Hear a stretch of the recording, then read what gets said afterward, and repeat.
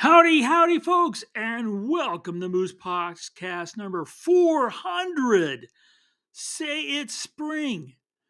That's right. I just hit, this is number 400.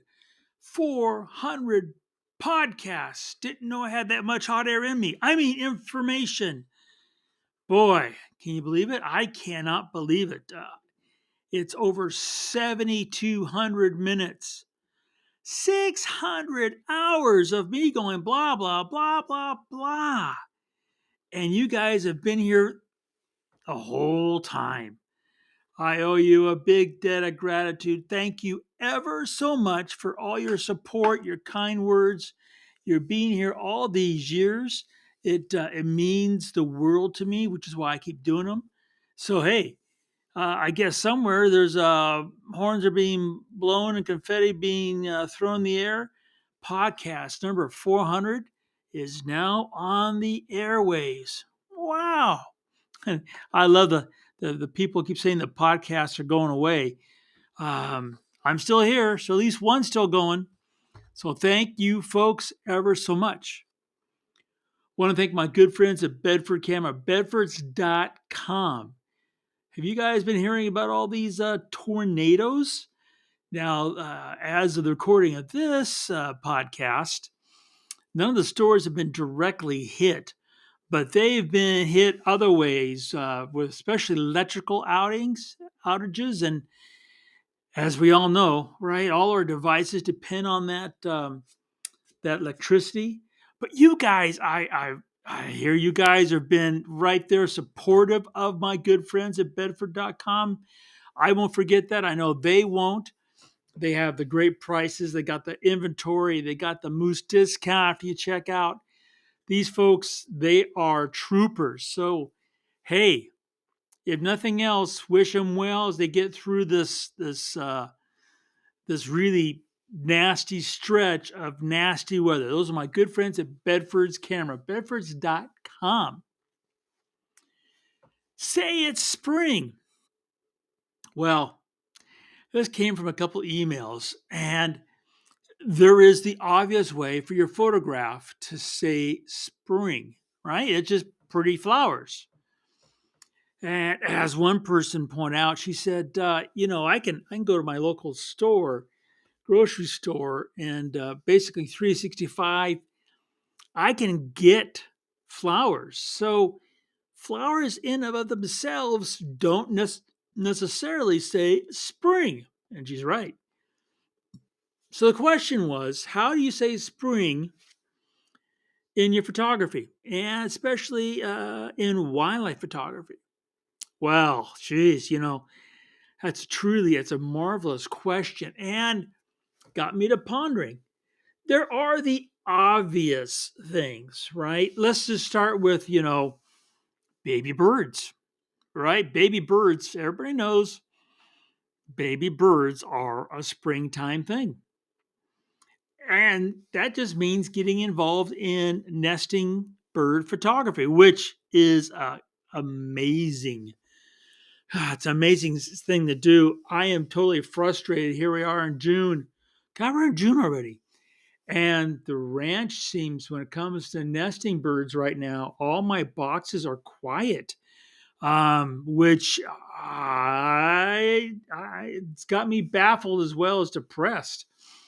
I have one female hummingbird that I know is nesting here. I've seen her collecting spider webs, doing other things, but boy, Sharon and I have not been able to nail down where she's at. We've got robins here, and we see them collecting nest material and taking it off, but they don't seem to be having any offspring yet. But baby birds, that's an easy way to say spring. Another very easy way, at least I think so, to say springtime.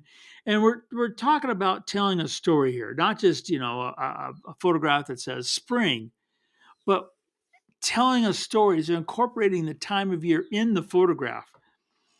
Another great way is baby mammals, fawns. We've got at least three does that are really pregnant. And this is the time of year when they normally drop.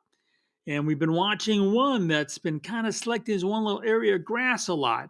So, that newborn, be it a deer, an elk, my favorite, a moose, a bear, all those, okay, say spring. Now, of course, there's nothing wrong with smacking the viewer right between the eyes, with that baby, if that's baby's critter, if that's how you want to say spring, that is not no problem there. Can we go further, or can we go maybe in another direction? What if we don't want to incorporate babies? Now, what I'm going to say, you could incorporate along with the young critters, right? I mean, the more the merrier. But what about some other kind of subtleties that scream spring? Now, the first one that really just comes crashing at me are spring greens, grasses and shrubs and forbs. When they first pop their leaves, and for about maybe at most a week, there is a definitive spring green to those brand new popped out leaves and grasses. It's bright, it's brilliant, it's lush. Those spring greens, man, I love spring greens. I go out of my way to find them whenever possible.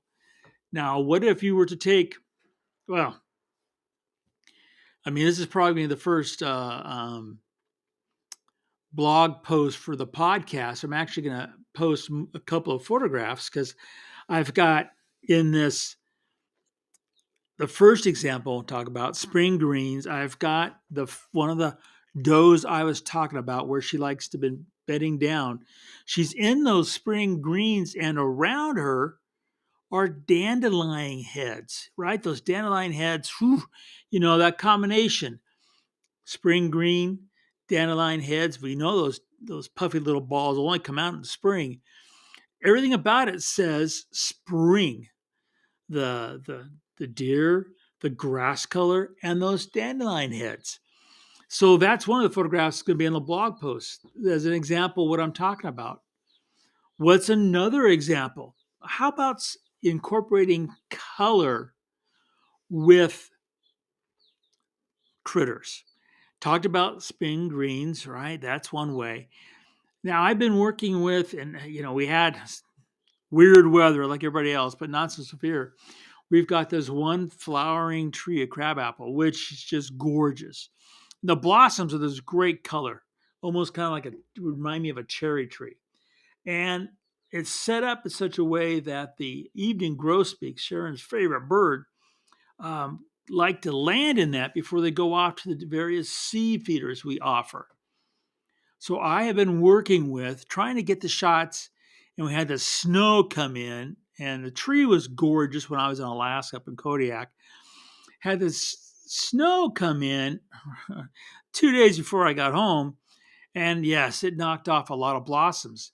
But there was just a couple little spots with one blossom, and you look at the shot, and because of that, you've got a couple of factors. You've got spring greens in the leaves. You've got the definitive color of the evening grosbeaks because it is spring, that bright yellow, especially that really amazing yellow eyebrow they have.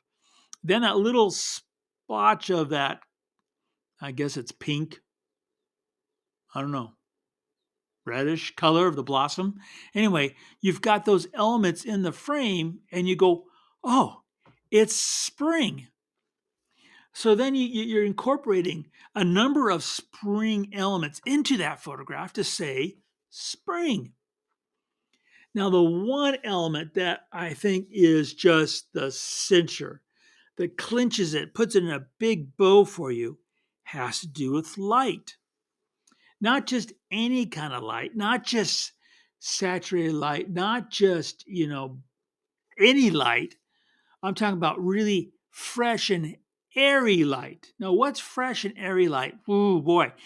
I can give those quick adjectives to it, but describing this light, well, this light is excuse me, I'm all choked up. It is, you could say, lacking contrast. There's no real harsh shadows. It is on the brighter side of things. Not that you've necessarily, I mean, you could overexpose or plus a third, and that in combination with the light could give it that airy feeling. But that light, that freshness suggests to the viewer it's springtime. And then if you take all these elements together, you've got the spring greens, you have the color of posies, and you got that lack of contrast light, that very airy light. Now you start saying in your photograph, spring. Now you take all that, and it's going to be a stronger photograph if you incorporate more than just one element. Baby birds by themselves, when you can incorporate other things, makes the photograph definitely grab the heartstring faster and firmer, which we are after. But the play of these elements, of the color, the light, um, young critters, spring plumage, all those things. If you fill the frame with a ton of all that, it gets a little bit overwhelming, a bit confusing to the mind. So the last kind of thing with this is adding a little airiness to the whole scene. Give you an example. A photograph I don't have that I keep looking for, and that's for some baby bunnies out there in the sage. Now, why do I want that scenario? Well, have you ever seen a baby bunny? Darn, they're cute. And yes, bunnies do it all year long, right? So just off the bat, a baby bunny, taken any time of the year, if you have incorporated some other elements like spring green and light in color, you could say Easter, not saying Easter bunny, but that kind of Easter feeling.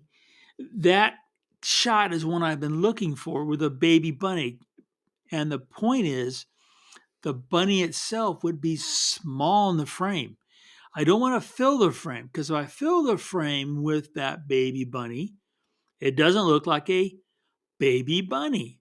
That means that the other elements, color, light, the spring greens, all those things have to be not as big in the frame as well. Otherwise, if they're big in the frame, then you have to worry about it competing with the cute bunny, or perhaps making that baby bunny seem bigger. So there's a number of things in there, and I have yet to have in the wild opportunity with baby bunnies to make that photograph happen. But it's there, and I just want to be able to say it's spring in that simple click. And when it comes to the marketing side of life, if you want to make some easy money off your stock images, nothing will sell faster or garnish more revenue than a photograph that says it's spring. Now, here's the one thing. You might be saying, Moose, it's June.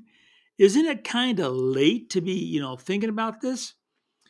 If you are in the lower 48, and then I'm talking about the lower, the New Mexico, Arizona, bottom half of California, Texas kind of thing, yeah, things are drying up already and going to seed.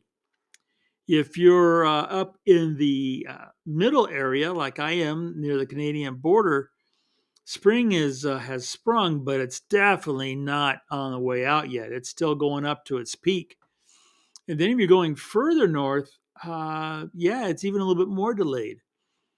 At the same time, you could be saying I'm a little bit late for it, but hey, that's why you have pen and paper, or you have that spreadsheet and you write down the ideas now that you can, kind of schedule for later. Now, the last thing, and this is the most obvious way to say it's spring, is a big honking landscape carpet of flowers. Yeah, and just keep in mind that you don't have to have every single one of them in focus to say it's a big sweeping landscape carpeted with flowers. But hey, nothing says it's spring more than just that. But that's kind of the easy part. I want to take you down the road of thinking about maybe a little bit more of a challenge for you and your camera to say it's spring.